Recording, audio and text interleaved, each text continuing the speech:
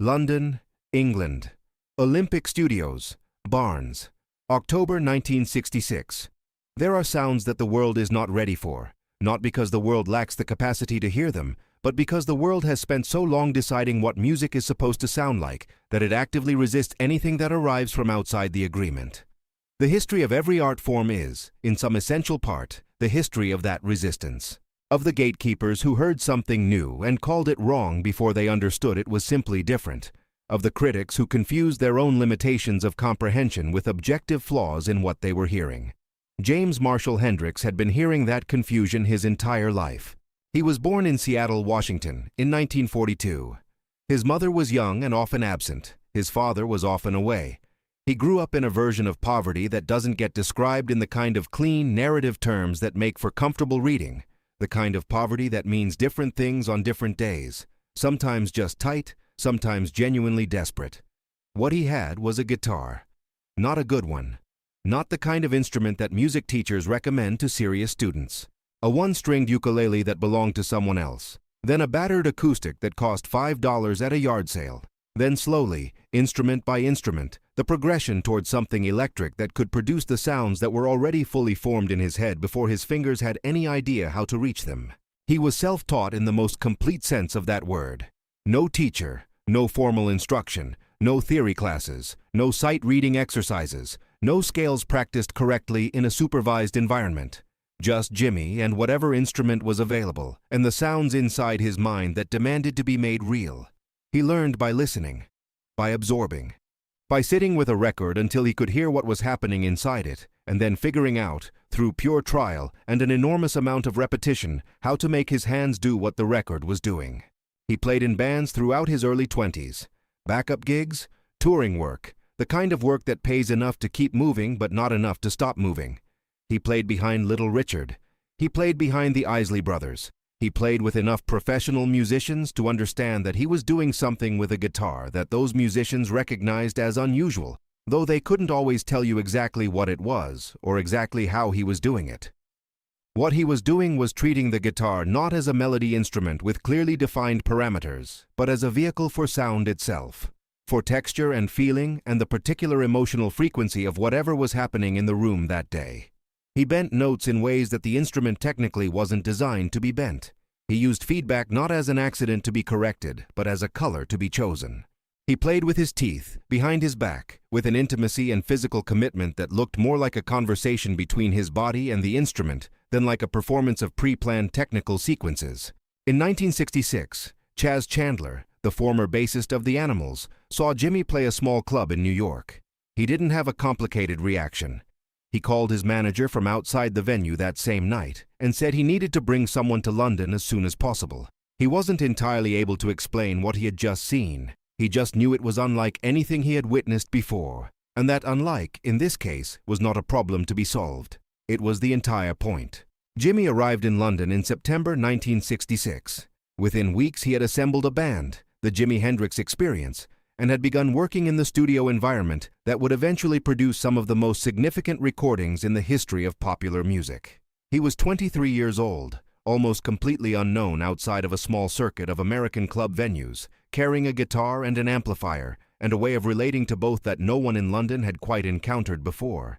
The London music scene in 1966 was not an unwelcoming place in general terms. It was a scene in full creative explosion, full of musicians who considered themselves serious students of their craft, who had immersed themselves in American blues and rhythm and blues and were building something new from those materials. It was a scene that had produced the Rolling Stones, The Who, the Yardbirds, Cream. A scene of guitarists who took their instruments seriously in the way that people take instruments seriously when they believe that what they do with them matters. It was also, inevitably, a scene with an internal hierarchy, with musicians who had established their names and their reputations, and who understood the landscape of who was significant and who was not according to the map that currently existed. And Jimi arrived without a place on that map, without a name that meant anything to anyone, without credentials that could be verified by the agreed-upon systems of verification. What he had was what he always had, the sounds inside his head, and the ability to make them real. Olympic Studios had become, by 1966, one of the most respected recording environments in London. The board operators and engineers knew what good sounded like according to the standards that had been developed over years of working with accomplished musicians. The rooms were calibrated for a certain kind of result. The expectation that walked through the door with most artists was the expectation of the professional, the known, the already understood. In the weeks after Jimi's arrival, word began circulating in the way that word circulates in a city where everyone in a particular world knows everyone else in that world. People talked about the American guitarist that Chas Chandler had brought over. The descriptions varied depending on who was describing. Some people who had seen him play talked about what they'd witnessed with the kind of specificity that suggests they were still trying to process it. Others who hadn't seen him but had heard the descriptions filtered those descriptions through their own frameworks and arrived at conclusions that the frameworks produced rather than that the evidence supported. One conclusion that circulated was that Jimi was loud, that he played at volumes that exceeded reasonable musical necessity, that the feedback and the distortion and the physical engagement with the instrument were not musical choices but compensations, ways of generating impact in the absence of the kind of disciplined technical facility that the London guitar scene respected. The guitarist who said it most directly was someone who had earned his place in that hierarchy through years of work that the scene acknowledged as legitimate. He had studied his craft. He had the vocabulary of the form. He had the endorsements, the reputation, the name that opened rooms. He wasn't saying what he said with malice exactly. He was saying what he genuinely believed, which is a different thing and in some ways a more instructive thing, because it tells you where the genuine limits of a framework are, rather than where someone has chosen to draw them arbitrarily. He said it in the corridor outside one of the studio rooms at Olympic, to two other musicians who were waiting for their session. He said that he had heard Jimi play the previous week, and that what Jimi was doing was essentially making noise, that there was no real structure to it, no harmonic logic that he could follow, that it was loud and physically impressive in a theatrical sense, but that when you listened for what was actually being played, there wasn't very much there. "You only make noise," was the phrase he used. Not a musician, just noise. Jimi was in the room next door. Whether he heard it or was told about it afterward was never entirely clear from any account. What is clear is that he knew. And what is also clear, from anyone who observed him in those weeks and months, is that the knowledge didn't change what he was doing by a single note. He didn't begin playing with more visible structure to prove accessibility. He didn't modify his relationship with the instrument to conform to a set of criteria that someone else had established. He continued exactly as he had always continued, which was by following the sounds in his head wherever they led and trusting that the destination was where they needed to go. What Jimi was doing in 1966 that no one who called it noise had the framework to hear yet was this. He was playing emotionally the way jazz musicians play harmonically. He was improvising feeling the way that Charlie Parker improvised melody. He was not making random sounds. He was making specific sounds that corresponded to specific emotional states with a precision that was not legible to people who had trained themselves to hear musical precision only in its melodic and harmonic forms. The feedback wasn't chaos. It was color. The volume wasn't compensation. It was part of the palette. The physical performance wasn't theater. It was the external expression of something happening internally that needed more than just the fingers to communicate.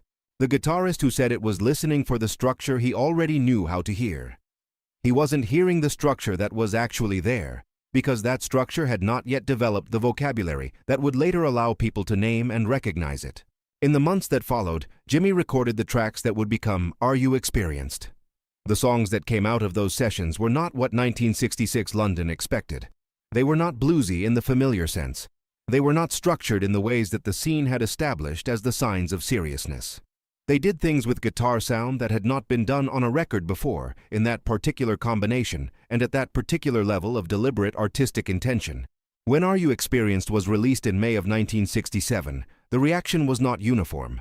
There were critics who heard it as the guitarist who called it noise had heard the live performances.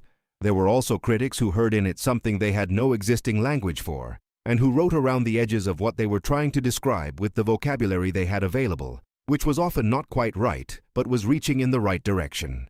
And there were musicians who put the record on and did not move for the full duration of it, and then put it on again. Eric Clapton, who was at that point the guitarist that London most consistently pointed to when it wanted to identify greatness in its form, heard Jimi play one of his first London performances and reportedly went to Chas Chandler afterward and asked who that was and where he had come from. Not with the hostility of someone who felt threatened, but with the genuine perplexity of someone who had just heard something that didn't fit inside his previous understanding of what was possible. Pete Townshend, whose own relationship with guitar noise and feedback and physical performance was far from conventional, saw Jimi play at the Bag O' Nails Club in London and described the experience in terms that sound less like a music review and more like an account of witnessing something that temporarily reorganized his internal map of what he was doing with his own instrument. The guitarist who had said you only make noise was not wrong about everything he said. Jimi was making sounds that didn't follow the harmonic rules that constituted the agreed-upon definition of musical structure in that room at that moment. He was making sounds at volumes that exceeded the norms of his contemporaries.